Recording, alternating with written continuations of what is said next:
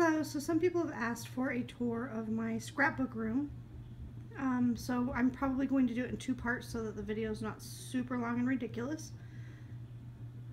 I just want to notate a couple things. The first one is I didn't clean up my scrapbook room for you guys. I know a lot of these videos people have these pristine rooms. That's just not the case here. There are always things happening, always projects being worked on. So this is a real look at how I organize and what I have going on right now. So in my IKEA 8-shelf thing, I have on top, I've got all my Xyrons and my Big Kick.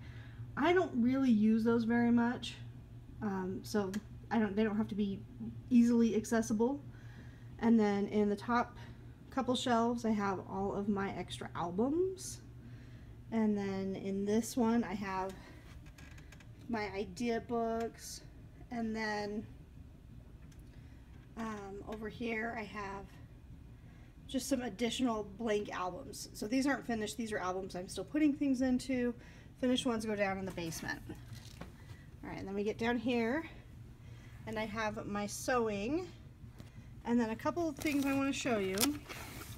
The first one is this. This isn't all of my stamps, but this is in baseball card holders, all of my little stamps that, you know, Studio G, like the little dollar stamps, Imaginus.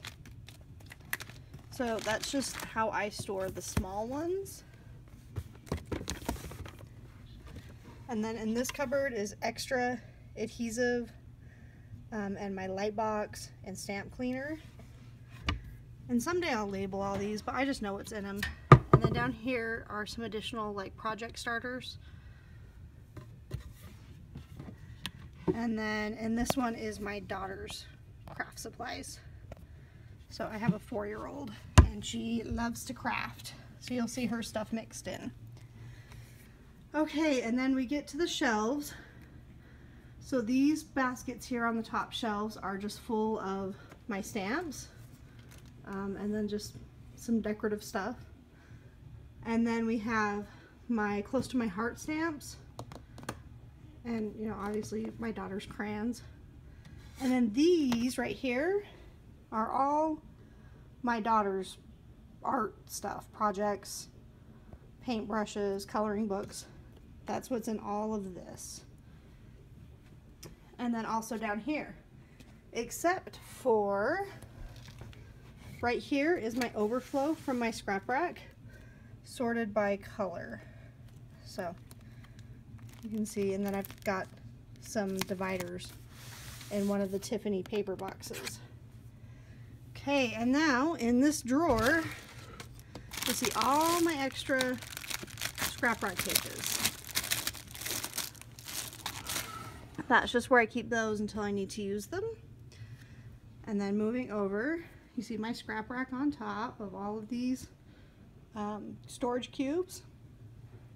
So again, here is all of my Big Kick die cuts, and they're just, I don't have a ton. I don't use them super often, so they're in there. And then these two drawers are my sewing supplies. I don't do a lot of sewing, but occasionally I'll need to mend a costume or, you know, iron something out. So that's all of that. And then here's a 4 drawer. So in this one I have envelopes, office supplies basically. This one is all of my my paper tray ink stamps that I love. And then I have just a few Stampin' Up! Sets in here that I wasn't able to part with. And then my hot glue gun supplies. And my label maker supplies. And here is all my extra adhesive. I think I have a deep dark fear about running out of adhesive in the middle of the project, so I have extras in here for every kind of adhesive I use. So I won't run out during I don't know, something. So here's all my painting supplies. So my acrylic paints, little cups, latex gloves, and then these brushes, when they go on sale at the craft store for like a nickel a piece, I buy a ton of them because we use them for all kinds of stuff around here. Okay, now this is where things start to get a little bit nervous. My organized facade starts to fall apart. So in here is all my embossing stuff. If you don't know, tack cloth from the Home Depot is necessary for when you're doing any embossing. And these are pretty cheap, they're like $2 a package.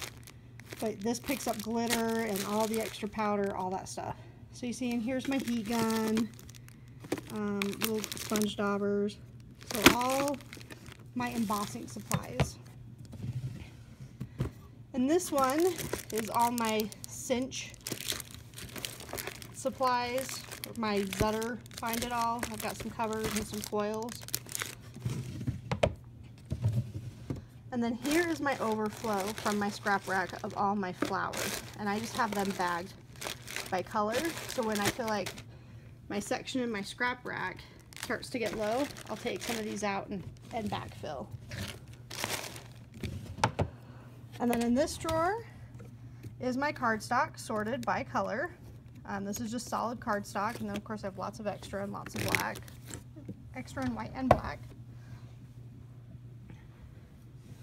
Then this one is all my extra washi tapes and big rolls of ribbon. I usually cut off enough, you know, about 30 inches, enough for a layout, and put that in my scrap rack for the ribbons. And then the washi tapes I have wrapped around some things. So a long time ago I used to be a close to my heart consultant, so I had to keep all that stuff separate. So I still have it separate. This is one of those areas that I need to attack and get moved into my scrap rack. And then here's another close to my heart drawer. And then down here I have the close to my heart paper, and then I have like these are 2 Christmas kits I got. However, my Christmas is full in my scrap rack, and I don't need to see everything, so when I use up some Christmas, I'll fill these in. And then these are just close to my heart, again, sorted by like paper line. So this drawer is all of like the one-off pictures that I have at Scraprack, memorabilia, that kind of stuff. So eventually I'll go through and purge in this drawer, but that's just a good place to put it for now.